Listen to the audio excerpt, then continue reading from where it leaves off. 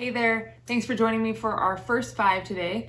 We are in John chapter 16 today, so if you read this whole chapter, you're going to see that Jesus is giving kind of a long sermon, long talk in preparation for him on his way to the cross. He's talking about leaving, coming back, but in the meantime giving his disciples the gift of the Holy Spirit. So starting in verse 1 until verse 7, we read this. All this I have told you so that you will not go astray. They will put you out of the synagogue. In fact, a time is coming when anyone who kills you will think he is offering a service to God. They will do such things because they have not known the Father or me. I have told you this so that when the time comes, you will remember that I warned you. I did not tell you this at first because I was with you. Now I am going to him who sent me, yet none of you asked me, where are you going? Because I have said these things, you are filled with grief. But I tell you the truth. It is for your good that I'm going away. Unless I go away, the counselor, the advocate, will not come to you. But if I go, I will send him to you. So Jesus is telling his disciples, people who don't understand me aren't going to understand you. They aren't going to understand my followers. So you can expect this. Don't be surprised by this. And I've seen this with people who have come to follow Jesus later on in life, as adults even. It's really caused conflict in families sometimes, and maybe you're familiar with this. But maybe not conflict, but definitely confusion or misunderstanding of the shift that someone makes when they begin a relationship with Jesus, especially when their life before Jesus was radically different. So maybe holidays or commitment to your other family, your church family, the way you spend your time, your change of heart, or your change of opinion, they might not be understood by the people who knew them prior to them following Jesus. And that's sort of what's happening in this text, is the warning that Jesus gives his followers, like, you're not going to be understood. These people are going to be thrown out of the synagogue, of this system. Jesus tells them, there's going to be real consequences for following me.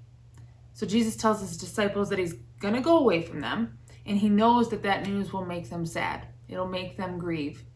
He knows that they'll cry and they'll weep, but he also knows that this sadness will turn into joy. He tells us that he's not leaving us alone, but rather he's leaving us with the gift of his Holy Spirit, a helper, or like in verse 7, it says an advocate. And I really do love that word, advocate, and that's what we're given.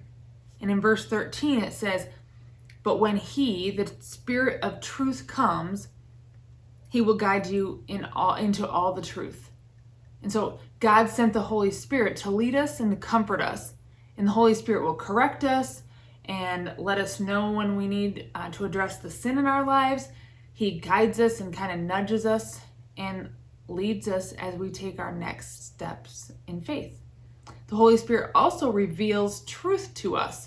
Truth that brings about change in our hearts, our minds, and our character as we seek him and obey him. And he brings us peace and comfort and strength.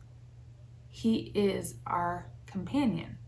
So he says, it's a good thing that I'm going away, because then when I go away, the Holy Spirit can come. The advocate will be here.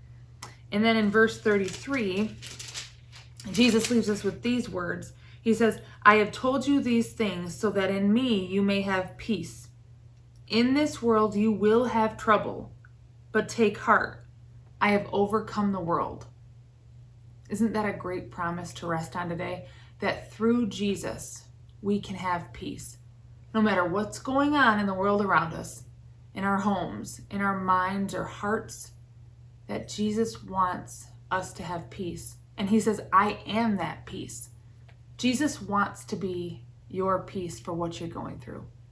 Even when it seems like everything that could go wrong has, you can still be at peace. Trusting Jesus and placing our hope in him is what can bring you the peace that you long for. Looking for love, acceptance, or joy, or peace in any other place will always fall short. So today, let Jesus bring you the peace that you need. May you feel comfort in knowing that the Holy Spirit is advocating on your behalf and that we can find peace through Jesus. Have a great day.